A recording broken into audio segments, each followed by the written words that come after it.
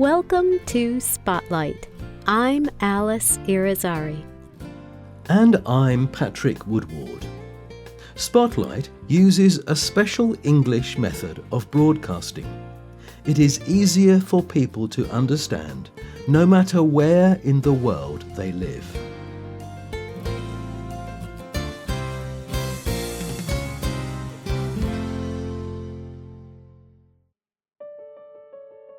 Have you ever wondered how time works?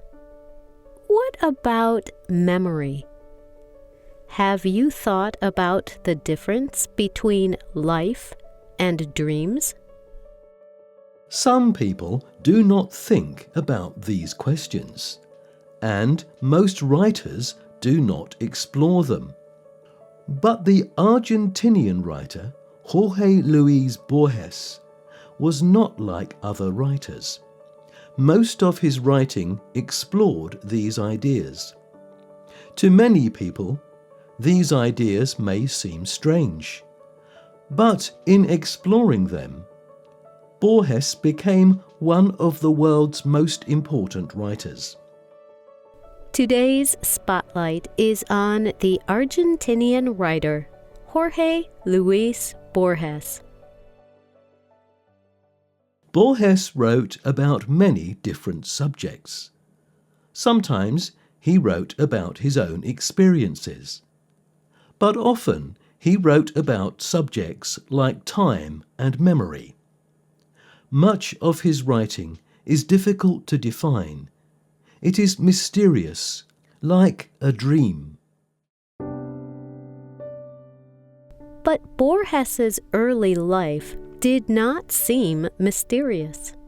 The only unusual thing about young Borges was his eyesight.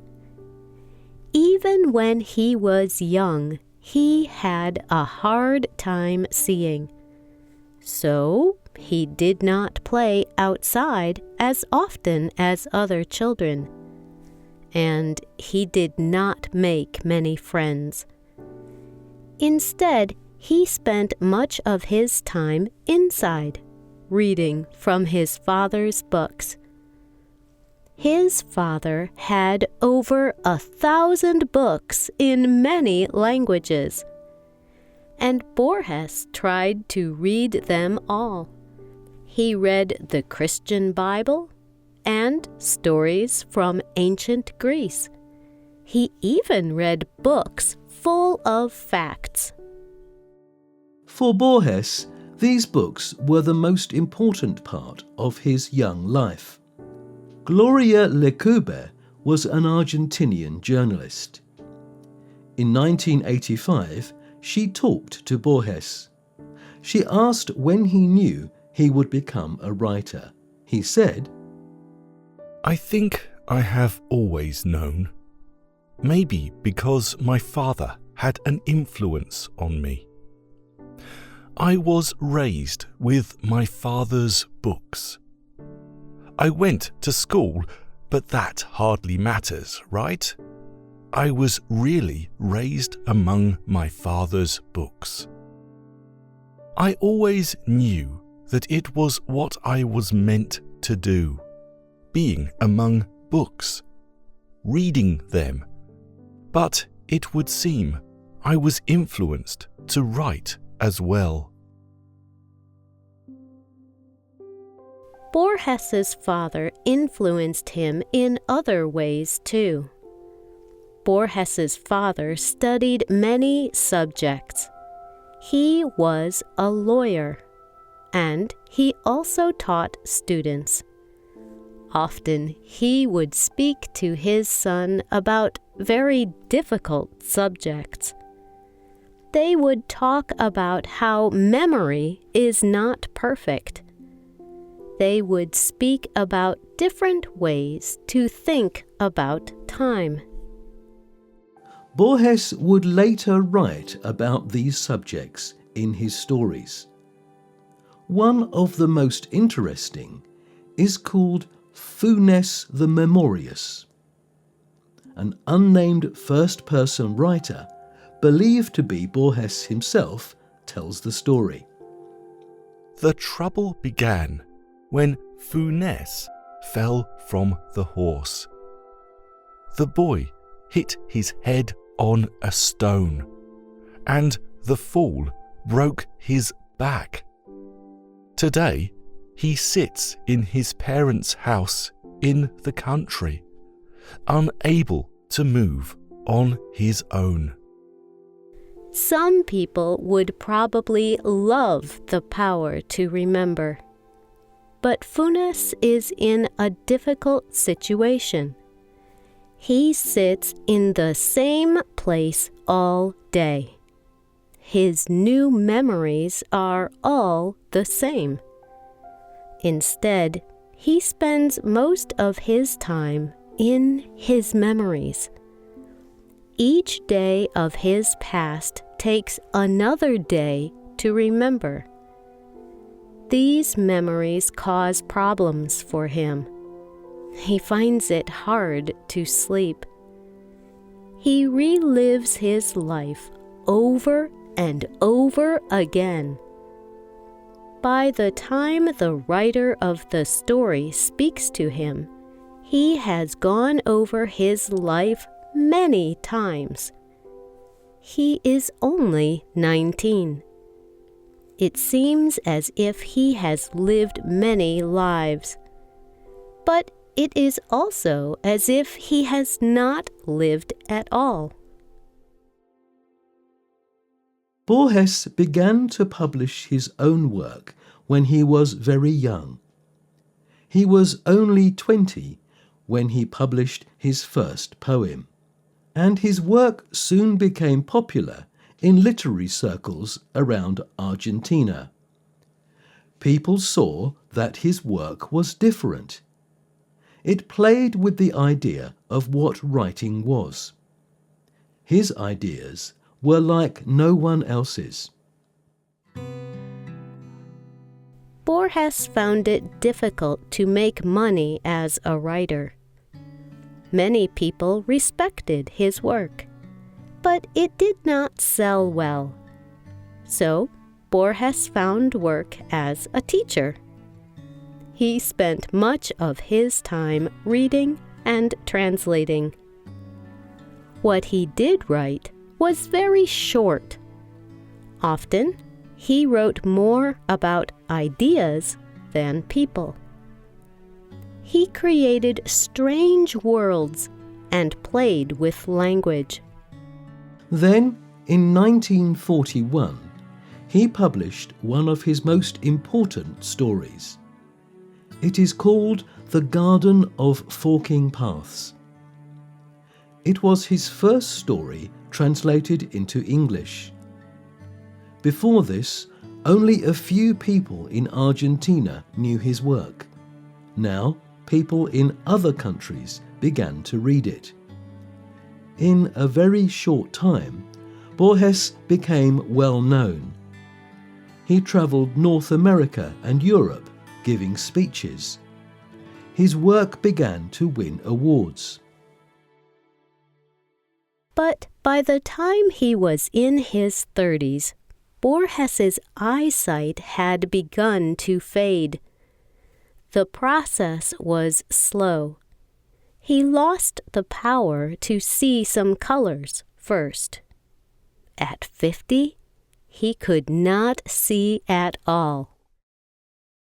Later, Borges would write a poem about his experiences of losing sight. It is called In Praise of Darkness. Old age, or so it is called by others, can be the season of our happiness. The animal has died, or nearly died. The man remains with his soul. I live among vague and luminous shapes that are not yet darkness. My friends do not have faces. Women are what they were so many years ago. The street corners have changed. There are no letters in the pages of books.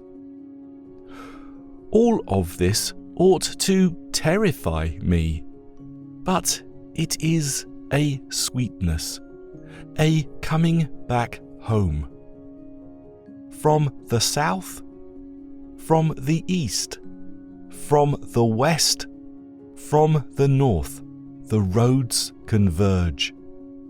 The roads that have brought me to my secret centre. Those roads were echoes and footsteps, women and men, death throes, resurrections, days and nights, dreams and between dreams.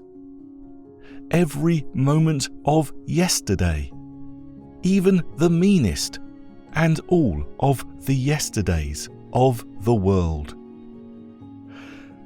Now I can let them go. I have come back to my centre, to my algebra, to my key, to my mirror. Soon I will know who I am. He could not see, but Borges continued to write. Sometimes he would speak his poems and stories out loud. He could no longer write long works, so he concentrated on small papers and poems. By the time he died in 1985, he had published dozens of books. He wrote almost half of them while blind. Borges did not think that people would remember him. He thought that his writing was too difficult, or that his subject matter would not be important to them. But his writing had a profound influence on many people. He created the genre of magical realism. His work inspired mathematical theories. It also influenced science fiction and fantasy. But more than anything, Borges's work changed Latin American writing. Marcela Valdés is a literacy critic. She spoke to the British Broadcasting Corporation about these changes. Borges's influence on Latin American literature is like Sherwood Anderson's effect on American fiction, very deep. It has become difficult to name a major writer who has not been touched by it. Have you ever read Borges? Do you have a favourite story or poem? Tell us about it. You can leave a comment on our website or email us at spotlightenglish.com. You can also find us on YouTube, Facebook, TikTok, Instagram and X. You can also get our programs delivered directly to your Android or Apple device through our free official Spotlight English app. The writer of this program was Dan Christman. The producer was Michio Osaki. The voices you heard were from the United States and the United Kingdom. All quotes were adapted for this program and voiced by Spotlight. No AI or artificial intelligence was used in this program.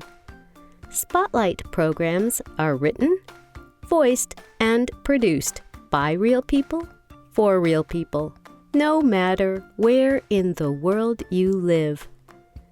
This program is called The Limitless Stories of Jorge Luis Borges. We hope you can join us again for the next Spotlight program. Goodbye.